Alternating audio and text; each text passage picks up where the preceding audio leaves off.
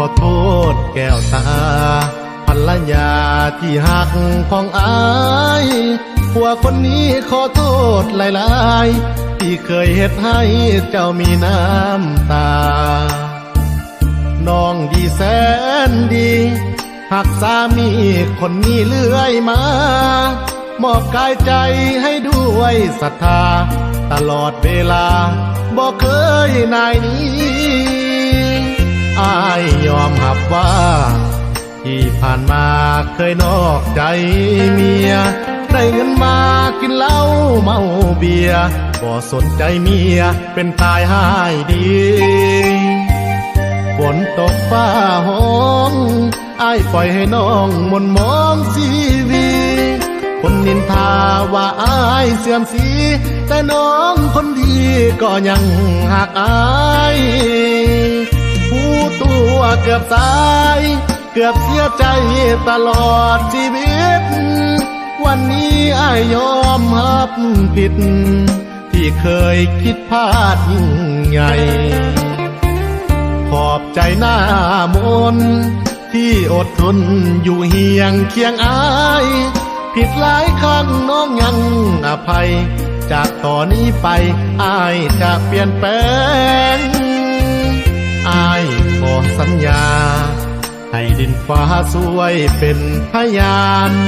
ถึงฟ้าแตกแยกทางห่างกันจะบ่มีวันปล่อยมือแก้มแดง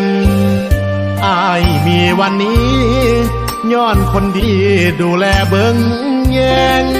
เวียเขื่อนสานน้องคอยจัดแจงเห็นพาเข้าแรงแทงใจอายเด้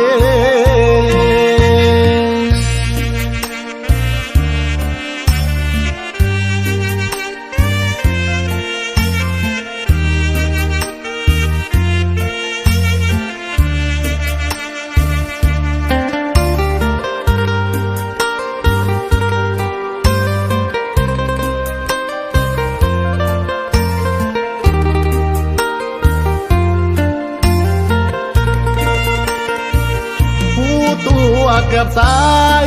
เกือบเสียใจตลอดชีวิตวันนี้อายยอมรับผิดที่เคยคิดพลาดยิ่งใหญ่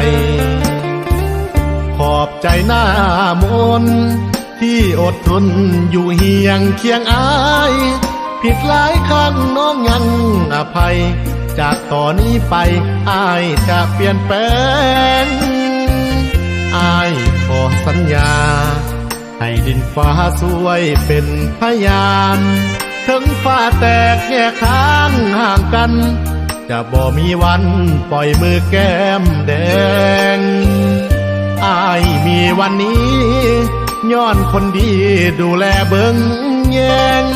เวียเขื่อนสานน้องคอยจัดแจงเห็นพาเข้าแรงแทงใจบอกเคยโดดอายที่เหตุให้น้องมีน้ำตาย้อนความหักย้อนคำสัญญาสัจจวาจาของเอาแต่กี้นอกจากพ่อแม่น้องหักแท้ก็คือสามีจึงมอบกายถวายชีวิตซื่อสัตย์ภักดีกับอ้ายเรื่อยมาน้องเองก็หูให้เจ้าสู้นอกใจลูกเมียได้เงินมากินเหล้าเมาเบียร์บ่สนใจเมียคนคอยห่วงหาฝนตกฟ้าห้องไอ้ปล่อยให้น้องจมกองน้ำตาเจ็บหัวใจมาเถื่อฟ้าผ่าหน้าที่พัญญาได้แต่ทำใจขอทางได้อายมีสุขหลายแล้วบ่ชีวิตหูบ่ว่าอายเฮ็ดผิดศีลธรรมระเบียบกฎหมายเมียก็เป็นคนความอดทนจำกัดเด้อ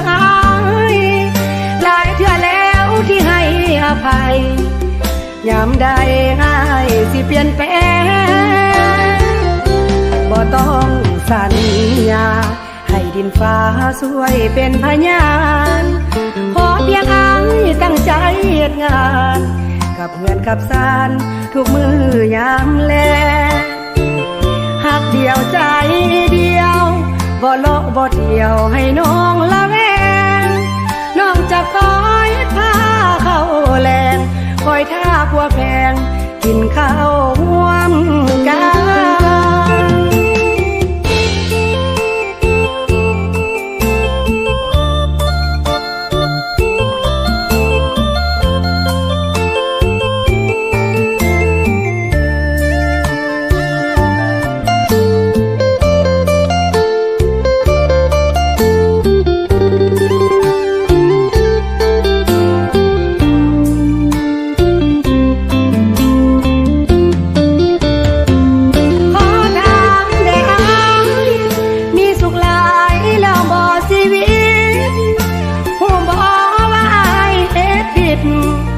สินธรรม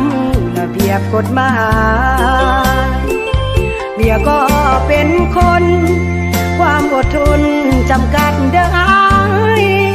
หลายเทื่อแล้วที่ให้อภัยยามใดง่ายที่เปลี่ยนแปลงก็ต้องสัญญาให้ดินฟ้าช่วยเป็นพยานขอเพียงอ้ายตั้งใจเฮ็ดงาน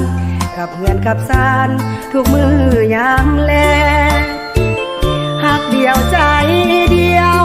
บ่เลาะบ่เที่ยวให้น้องละแวงน้องจะคอยท่าเข้าแรงคอยท่าพัวแพงกินข้าวหัว